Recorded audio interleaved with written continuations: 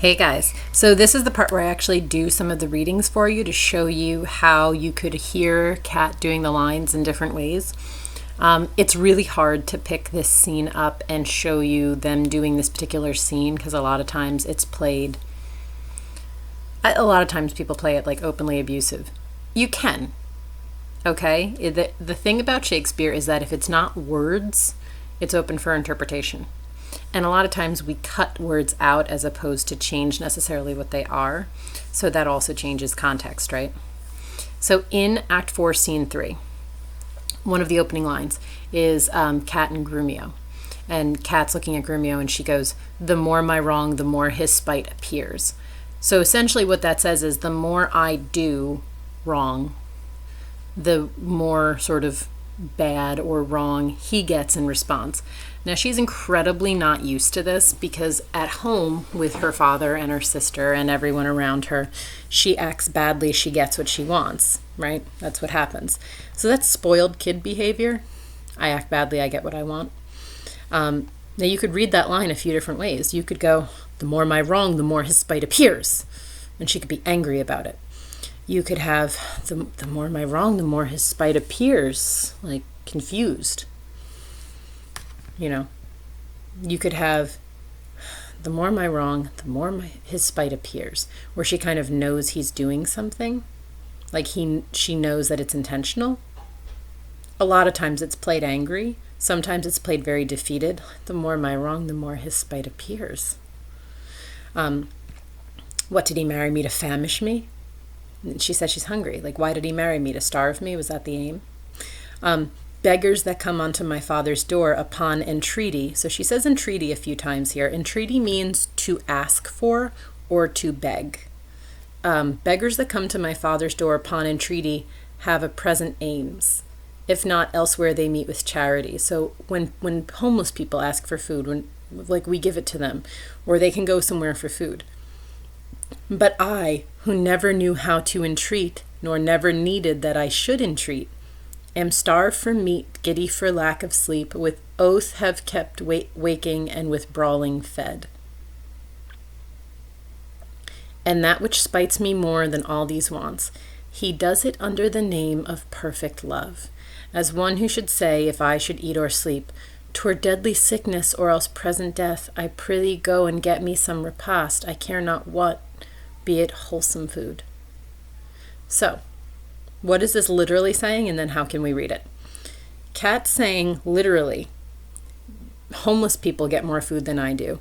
Now, first of all, you know her well enough to know now that she is exaggerating. Just like you guys do. When you come in and say, "Oh, I didn't sleep at all." You did. You just slept for like 2 hours. Or, "I'm starving." You're not starving. You're hungry. So she's a little natural hyperbole here. I am starved for meat, giddy for lack of sleep, with oath kept waking, and with brawling fed.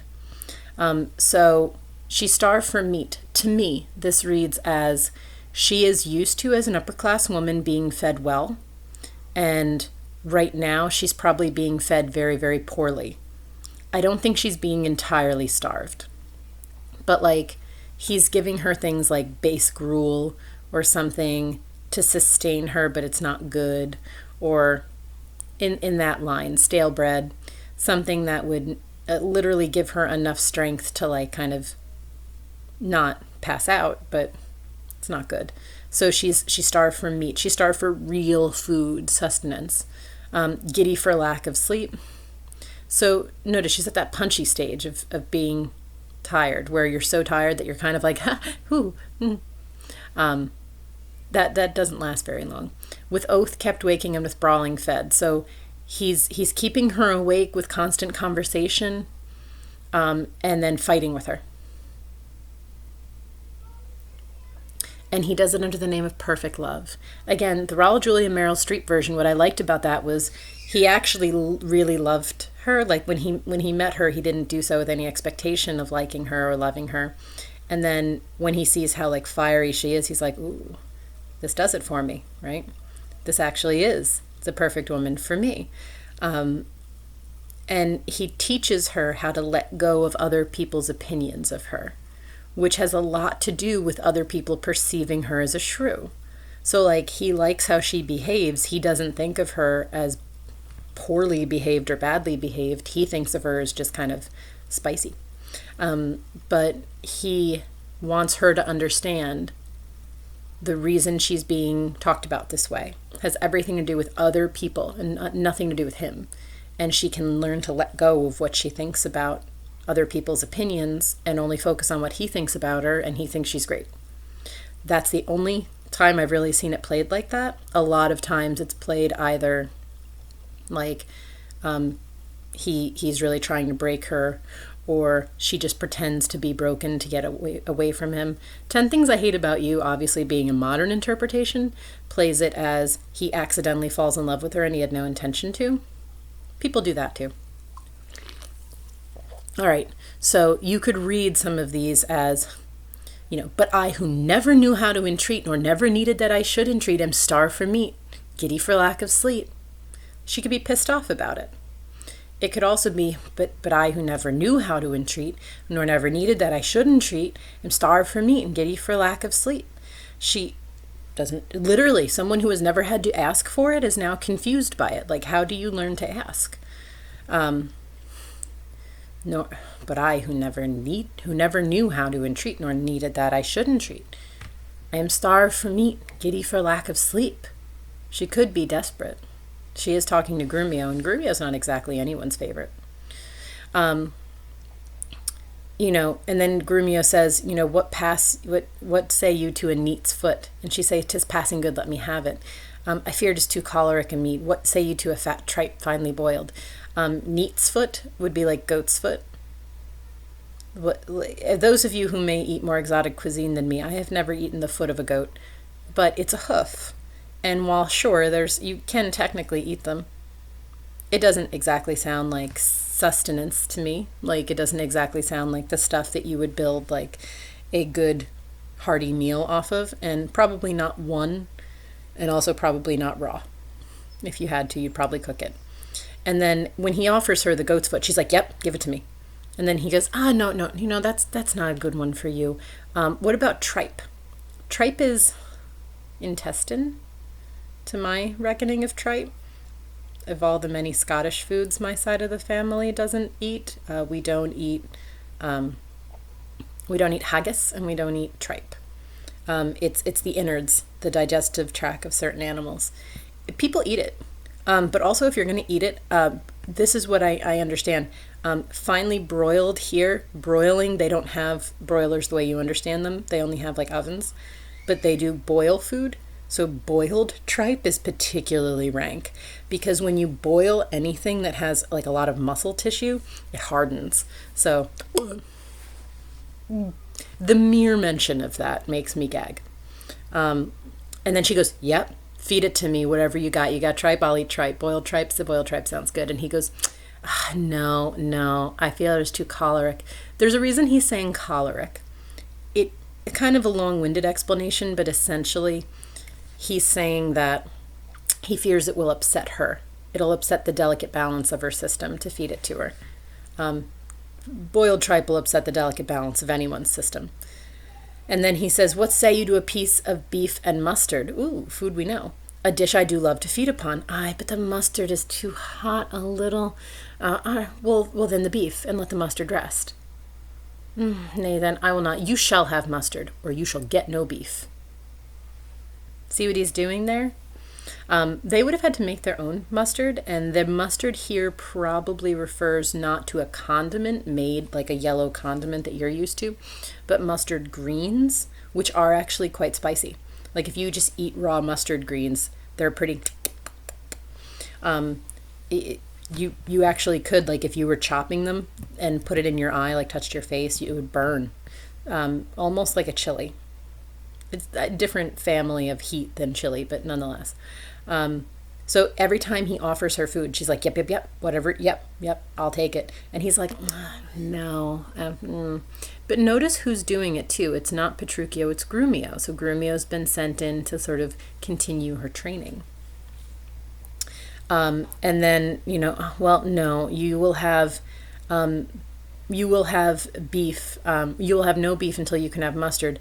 And then she says, well, both are one or anything. He says, well, why then I'll give you the mustard without the beef. And then she goes, get thee gone, thou false deluding slave. And she beats him. Because it says she beats him. She does hit him. So that's something that nobody should be editing out. Thou feedst me at the very name of meat, sorrow on thee and all the pack of you that triumphs upon my misery. Get thee gone, I say. You could do that on the verge of tears. You could do it screaming. That feedest me with the very name of meat, sorrow on thee and the pack of you that triumph upon my misery. Get thee gone. Or you could do like that feast me with the very name of meat, like sorrow upon thee and all the back of you that triumphed upon my misery. Like, you could feed these lines out a few different ways. Petruchio hears this and it's almost like his cue. How fare you, my Kate? What sweetling all amort? Faith as cold as can be. Now, this could be almost a little flirtatious. How are you doing, sweetheart? How do you think? It could be, how fare you, sweetheart? Like, he knows she's miserable. It could be very, like, rubbing her face in it. Faith as cold as can be. Or, as cold as can be. How is she? Is she biting at him, or is she trying to act like it's not bothering her? Pluck up thy spirits, he says. Look cheerfully upon me. Smile, pretty.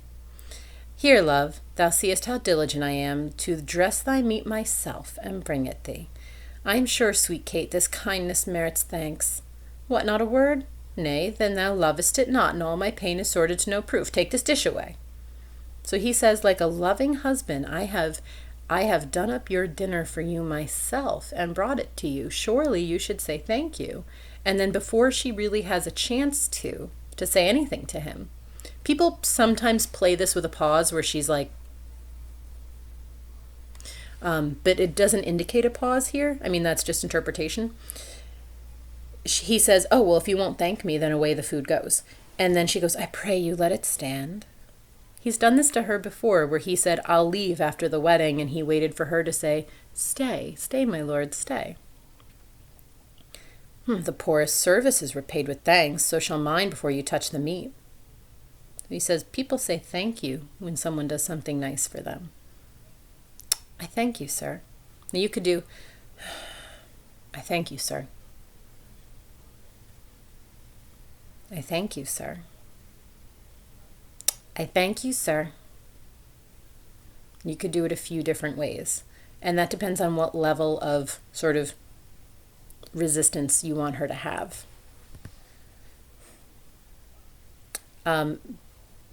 Petruchio, aside. So an aside here means he's kind of turning like this to talk. So the audience can hear him and whoever he's giving the aside to can hear him, if anyone. But it's not necessarily something that everyone hears. An aside is sort of like a loud whisper. Hortensio, if thou lovest me, much good do it upon thy gentle heart. Kate, eat apace, and now, my honey love, we will return unto thy father's house, and revel it as bravely as the best, with silken coats and caps and golden rings, with ruffs and cuffs and fartingales and things, with scarfs and fans and double change of bravery, with amber bracelets, beads, and all this knavery. What hast thou dined? Thy tailor stays thy leisure to deck thy body in this ruffling treasure. So, first of all, the last time he went to her father's house, he was dressed like a train wreck. And now he's saying we're going to have all these nice clothes. So if you were in any way confused that he dressed like a train wreck on purpose, he totally did, because he clearly knows what's in fashion. And he clearly has the money to get it. Now, she says, Kate, eat apace. There's some times where they have it portrayed where he puts the food down in front of her and she's shoveling in her face like a mad person. Other times she's trying to daintily eat, but clearly she doesn't want the food taken away. Like she's trying her best to maintain her manners. You could play it either way. Calling her his honey love. People, especially I loved how Raul Julia did it, because he did it where that was the only real non-teasing thing he said to her. He always was like, my honey love, like, come on. And everything else he said was sort of said as a tease. When the tailor comes in and the haberdasher would be a hat maker, haberdasher, a word we don't use anymore, you would have had to have all of your clothes custom made. So remember, he brings her forth from their wedding in only her wedding dress. He doesn't bring a suitcase for her. So he has to make her new clothes. It's another thing that would just add to the level of control he has over her. Like imagine, think of the fanciest clothes you own. Are they always the most comfortable? So she's sitting there in her fanciest clothes for days till they're like wearing thin on her and she's tired of being in them and they might not be that comfortable. And he's having all of this stuff made for her. So the haberdasher comes in and has made her a hat. Hats are very in fashion. Here is the cap your worship did bespeak, the haberdasher says. He made a cap. Why, this is molded on a porringer, a velvet dish, fie, it's lewd and filthy. Why, 'tis a cockle or a walnut shell, a knack, a toy, a brick, a baby's cap. Away with it, come, let me have a bigger. I'll have no bigger. This doth fit the time, and gentlewomen wear such caps as these. So he is teasing again. The guy makes a very fashionable woman's hat. And Petruchio goes, this isn't good for me. And Kate goes, no, it's good for me, though. Fits me. This is good. And he goes, why? You are gentle. When you are gentle, you shall have one too, and not till then. She says, gentle women wear such caps as these. When you are gentle, you shall have one too, and not till then. It could be very playful between the two of them, or it could be mean. Sometimes people play this mean, where she like clearly sees it and goes like, ooh, I want that, and like reaches for it, and he just takes it from her. I like it a little playful. I like a little as though she's like, he clearly doesn't know what he's talking about. This is not a men's hat. This is a lady's hat. Well, gentle women wear such caps as these. When you are gentle, you shall have one too then. Not before. And then Hortensio sort of goes, that'll be the day. Caterina goes, why, sir, I trust I may have leave to speak, and speak I will. Which is funny, you should always ask permission to speak before speaking as a woman in that time. Now, it's interesting that she could say that line so cutting. She could be like, I trust I have leave to speak, and speak I will. Because we already saw her do that to her dad. Her dad already said, like, you're not supposed to be talking now. And she's like, I'll say whatever I please, sir. But it could also be played here with genuine inquiry. It could be played with, why, sir, I trust I may have leave to speak. And like a slight pause or looking over at him and waiting for him to sort of go, like nodding at her, and speak I will. I am no child, no babe. Your betters have endured me, say my mind, and if you cannot, best stop your ears. So the thing is, if she does wait for some sort of cue from him, the rest of that is just sort of her refusing to let go of her previous bad behavior. But it could also just be she says it all at once to him with like hands on hips, waiting for him to bite back at her. And then he doesn't. Like she could be trying to rile him up and get him angry, and then it doesn't work. Why, sir, I trust I may have leave to speak. And speak I will. I am no child, no babe. Your betters have endured me, say my mind, and if you cannot, best stop your ears. Very, very petty, no? Like, it's very... What are you yelling at? No one's getting upset but you. My tongue will tell the anger of my heart, or else my heart concealing it will break. Often this line is yelled. Like, my tongue will tell the anger of my heart, or else my heart concealing it will break. And rather than it shall, I will be free, even to the utmost as I please in words. So she's saying, I have to tell you how upset I am. I have to tell it. And he goes, why, thou sayest true, it is a paltry cap. A custard coffin, a bauble, a silken pie. I love thee well, in that thou likest it not. Love me or love me not, I like the cap, and I will have it, or I will have none. The haberdasher leaves, because they're fighting over a hat right now. So he tells her, it's an ugly hat. I don't want you in the hat. And she goes, I like the hat. You can love me or love me not, I like the hat.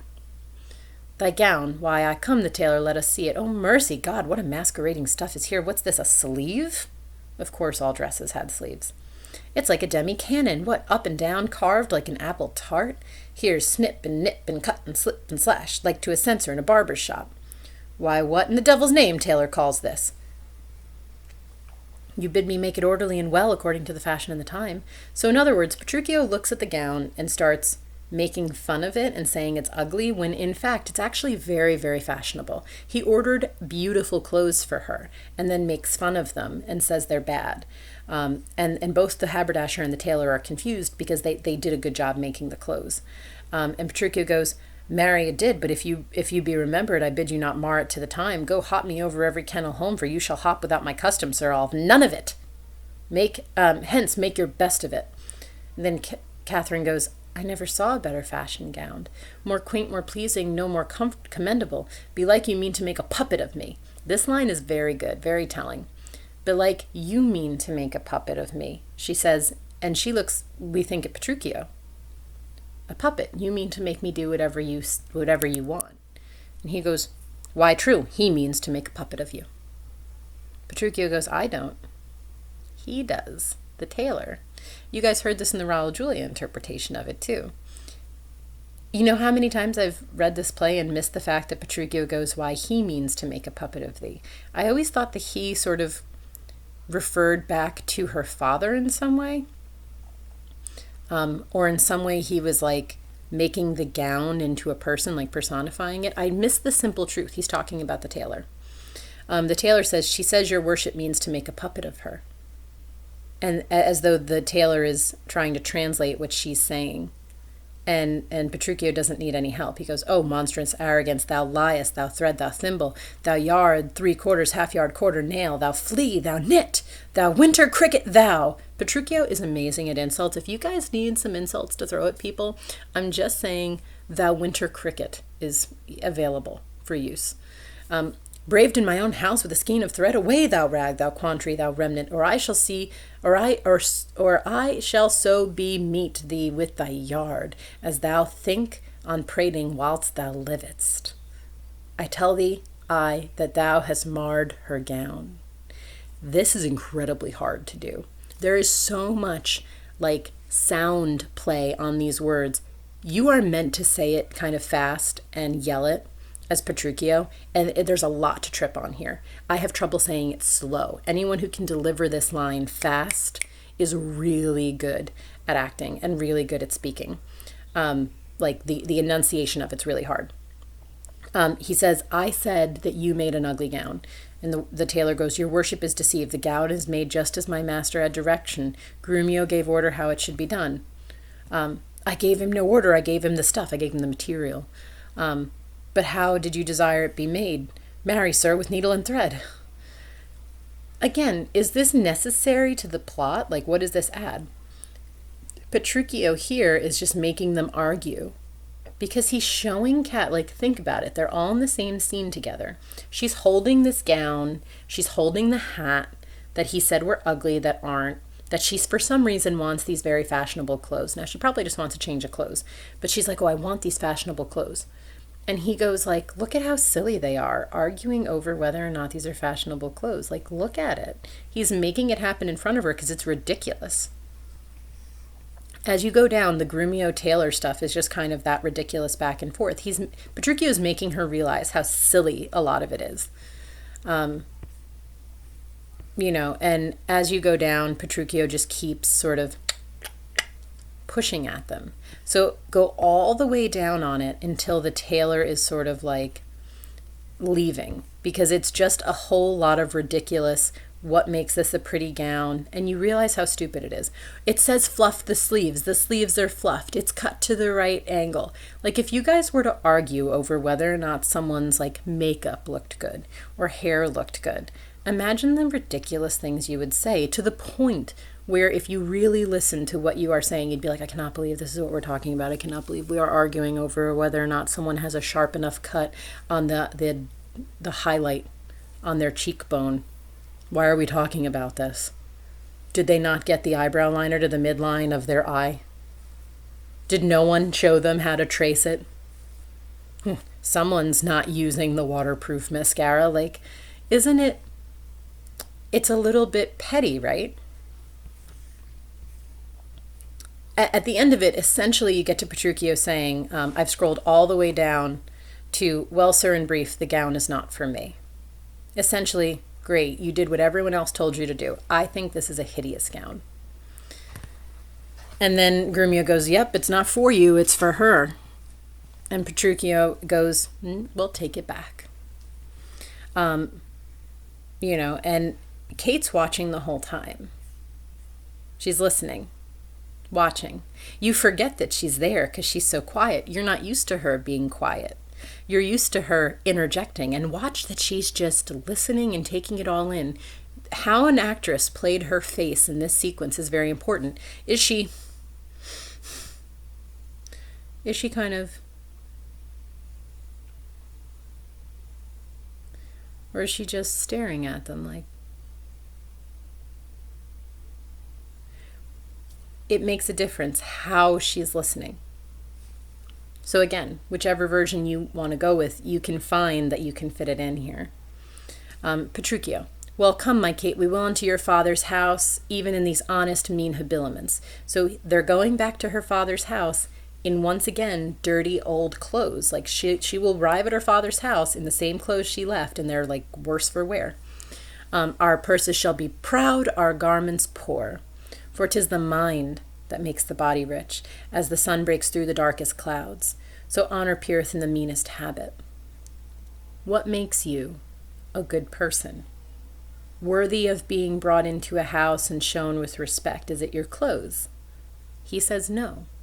And he's not lying. He's teasing her, but he's not lying, right? What, is the jay more precious than the lark because his feathers are more beautiful? Or is the adder better than the eel because his painted skin contents the eye? Oh no, good Kate, neither art thou the worse for this poor furniture and mean array. So which bird is better? Which bird sings better? The pretty bird or not? Doesn't matter, right? Which animal is more poisonous? The adder, very poisonous snake, or the eel, also very poisonous? Like, which one's venom is more effective? The prettier one? And I like that he started with the bird, which is very traditional, comparing women to birds, and then going to the poisonous animals, which is not very traditional, but more fitting, right? She bites. She doesn't sing. If thou accountest it shame, lay it on me, and therefore frolic. We will henceforth to feast and sport us at thy father's house. Go call my men and let us straight to him, and bring our horses unto the long lane end. There we will mount, and thither walk on foot. Let's see. I think is now some 7 o'clock, and we may well come there by dinner time. I dare assure you, sir, 'tis almost 2, and 'twill be supper time ere you come there. Dinner and supper are 2 different meals for those of you who do not follow the Hobbits in Lord of the Rings. One of them is a later evening meal. So you have breakfast, luncheon, you guys call it lunch, usually an afternoon tea, dinner, which is, call it like a 5 o'clock thing, and then supper is usually 7 or 8 o'clock, something late. It shall be 7 ere I go to horse. Look what I speak or do or think to do. You are still crossing it. Sirs, let it alone. I will not go today. Ere I do, it shall be what o'clock I say it is. So he says to her, I think it's this time. 7 o'clock he means in the morning. And she says, no, it's almost 2 in the afternoon. So she has the nerve to correct him. Now he's just opening that door waiting for her to do it. But you know what's really interesting? All the stuff he says about going to your father's house, we are more honorable as people than our clothes show and whatever, people will deal with it because we are really the main attraction here, not what we're wearing. You're not what your clothes say you are. She doesn't say a word about that. She just takes issue with the fact that he says very clearly in the afternoon that it's the morning. So that's the thing she takes issue with. She leaves the whole issue with the clothes alone, which makes you think she's been thinking about it the whole scene. And then we're going to get into an argument that kind of takes us into the next few scenes of him saying, what time is it? And if she goes, look at your watch, he goes, no, that's not the answer. What time is it? And then she'll eventually learn to say, whatever time you say, sir. Because really, what does it matter? They're in this together. What you could take from his interpretation of the time is, you don't have to fight me on everything. We're in this together. One of the hardest relationship things you could eventually learn is you sometimes have an instinct to be right even when it doesn't matter. In this instance, does it matter if they arrive for dinner or for supper? No. They're different meals separated by a few hours. Whatever. Like, really, whatever. Who cares? Is the point that he said it was 7 and you said it's 2 and you're going to arrive later in the day than you think? Is that the point? Or is the point that you want to leave and go back to your dad's house? What's the point? I'll tell you a story right now. My husband will tell me when he's coming home from work, right? Like he'll say, I'm coming home from work at 1. So 1 o'clock will come. For the beginning of my marriage, I used to think that that meant, okay, he gets off at 1. He'll clock out at 1:05. He'll drive home. Home's about 20 minutes away. Less now, it's about 15 minutes away.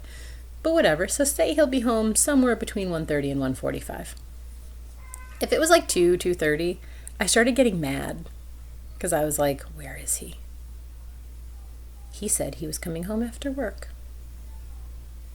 Well, he is, right? But like, you just get stuck, like BSing with people at work, maybe picking up something to drink after work, like whatever. He does the same thing to me. If I'm supposed to get out of work at 2:40, he's like, okay, well, you are clocking out at 2:40. You will be home by 3:05. So if I'm coming in the door at like 3:30, 4 o'clock, he's like, where the hell were you? And I'm like, I was making copies, bro. Like, I was coming home after work. Just work ran late. Eventually, you get past that weird thing that you have where you're like, I need to be right about what time you come home from work. And you realize like, well, I came home after work. I just worked. Then I came home. Whatever. You realize that it's not the fight that you need to have. There's something very natural about this argument with Petruchio and Kate. It's a very early relationship argument. Like, all right, we're leaving. We're going to leave around 1. And then she's like, well, it's almost 2. Come on, man. Just leave. All right. Get to the questions related to this scene. See you guys in a little bit.